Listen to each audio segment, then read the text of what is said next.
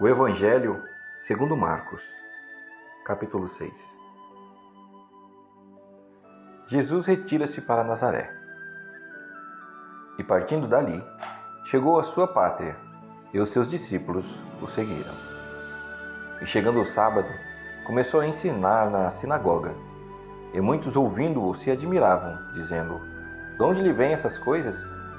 E que sabedoria é esta que lhe foi dada? E como se faz tais maravilhas por suas mãos? Não é esse o carpinteiro, filho de Maria, e irmão de Tiago e de José, e de Judas e de Simão? E não estão aqui conosco suas irmãs? E escandalizavam-se nele. Jesus lhes dizia: não há profeta sem honra, senão na sua pátria, entre os seus parentes e na sua casa. E não podia fazer ali obras maravilhosas, somente curou alguns poucos enfermos, impondo-lhes as mãos. Estava admirado da incredulidade deles e percorreu as aldeias vizinhas, ensinando. Chamou a si os 12 e começou a ensiná-los, a 2 e 2, e deu-lhes poder sobre os espíritos imundos. E ordenou-lhes que nada tomassem para o caminho, senão somente um bordão, nem alforje, nem pão, nem dinheiro no cinto, mas que calçassem alpacas e que não vestissem 2 túnicas. E dizia-lhes: na casa em que entrardes, ficai nela, até partirdes dali. E quando alguns vos não receberem, nem vos ouvirem, saindo dali, sacudi o pó que estiver debaixo dos vossos pés, em testemunho contra eles.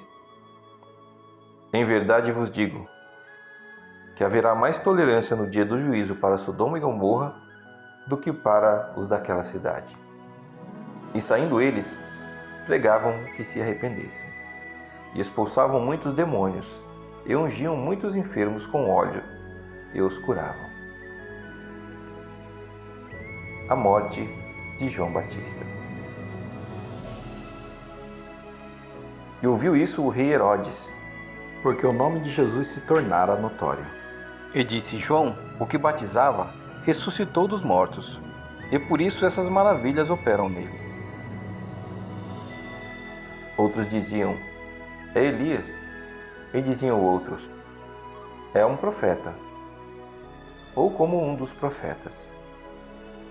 Herodes, porém, ouvindo isso, disse: este é João, que mandei degolar, ressuscitou dos mortos. Porquanto o mesmo Herodes mandara prender a João e encerrá-lo maniatado no cárcere, por causa de Herodias, mulher de Filipe, seu irmão, porquanto tinha casado com ela. Pois João dizia a Herodes: não te é lícito possuir a mulher do teu irmão. E Herodias o espiava e queria matá-lo, mas não podia. Porque Herodes temia a João, sabendo que era varão justo e santo, e guardava-o com segurança, e fazia muitas coisas atendendo-o, e de boa mente o ouvia. E chegando uma ocasião favorável, que Herodes, no dia dos seus anos, dava uma ceia aos grandes tribunos e príncipes da Galiléia. Entrou a filha de Herodias, e dançou, e agradou a Herodes, e aos que estavam com ele na mesa. Disse então o rei à menina: pede-me o que quiseres, e eu te darei. E jurou-lhe, dizendo: tudo o que me pedirdes, te darei, até metade do meu reino. E saindo ela, perguntou a sua mãe: que pedirei? E ela disse: a cabeça de João Batista. E entrando logo apressadamente, pediu ao rei, dizendo: quero que imediatamente me des num prato a cabeça de João Batista. E o rei entristeceu-se muito. Todavia, por causa do juramento e dos que estavam com ele à mesa, não quis negar. E enviando logo o rei o executor, mandou que lhe trouxessem ali a cabeça de João. E ele foi e degolou-o na prisão. E trouxe a cabeça num prato, e deu-a à menina, e a menina a deu à sua mãe. E os seus discípulos, tendo ouvido isto, foram, tomaram o seu corpo e o puseram num sepulcro. A primeira multiplicação dos pães. E os apóstolos ajuntaram-se a Jesus e contaram-lhe tudo, tanto o que tinham feito como o que tinham ensinado. E ele disse: Vinde vós aqui à parte, a um lugar deserto, e repousai um pouco, porque havia muitos que iam e vinham e não tinham tempo para comer. E foram sós num barco para um lugar deserto.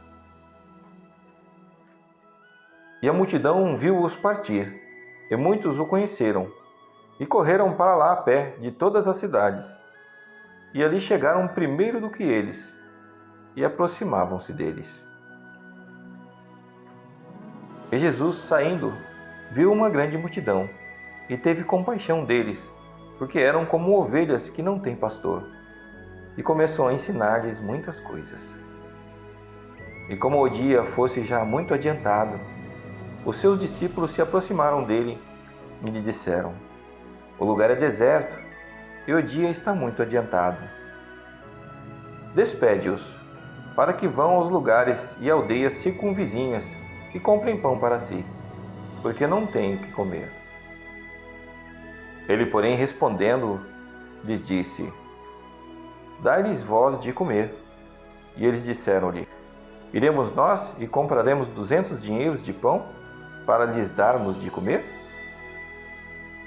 E ele disse-lhes: Quantos pães tendes? E de ver. E sabendo-o eles, disseram: 5 pães e 2 peixes. E ordenou-lhes que fizessem assentar a todos em ranchos sobre a erva verde. E assentaram-se, repartidos de 100 em 100 e de 50 em 50. E tomando ele os 5 pães e os 2 peixes, levantou os olhos ao céu, abençoou e partiu os pães, e deu-os aos seus discípulos, para que os pusessem diante deles. E repartiu os 2 peixes por todos. E todos comeram e ficaram fartos, e levantaram 12 cestos cheios de pedaços de pães e de peixe. E os que comeram os pães eram quase 5.000 homens. Jesus anda por cima do mar. E logo obrigou os seus discípulos a subir para o barco e passar adiante para outra banda, a Betsaida, enquanto ele despedia a multidão. E tendo-os despedido, foi ao monte a orar. E sobrevindo a tarde, estava o barco no meio do mar e ele sozinho em terra. E vendo que se fadigavam a remar, porque o vento lhes era contrário, perto da 4ª vigília da noite, aproximou-se deles andando sobre o mar e queria passar-lhes adiante. Mas quando eles ouviram andar sobre o mar, cuidaram que era um fantasma e deram grandes gritos, porque todos o viam e perturbaram-se. Mas logo falou com eles e disse-lhes: Tende bom ânimo, sou eu, não temais. E subiu para o barco para estar com eles, e o vento se aquietou.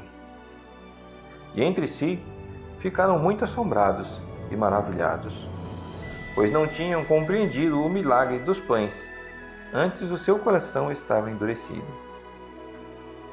E quando já estavam na outra banda, dirigiram-se à terra de Genezaré, e ali atracaram. E saindo eles do barco, logo o conheceram. E correndo toda a terra em redor, começaram a trazer em leitos, aonde quer que sabiam que ele estava, os que se achavam enfermos. E onde quer que entrava, ou em cidade, ou aldeias, ou no campo, apresentavam os enfermos nas praças e rogavam-lhe que os deixasse tocar ao menos na orla do seu vestido, e todos os que lhe tocavam saravam.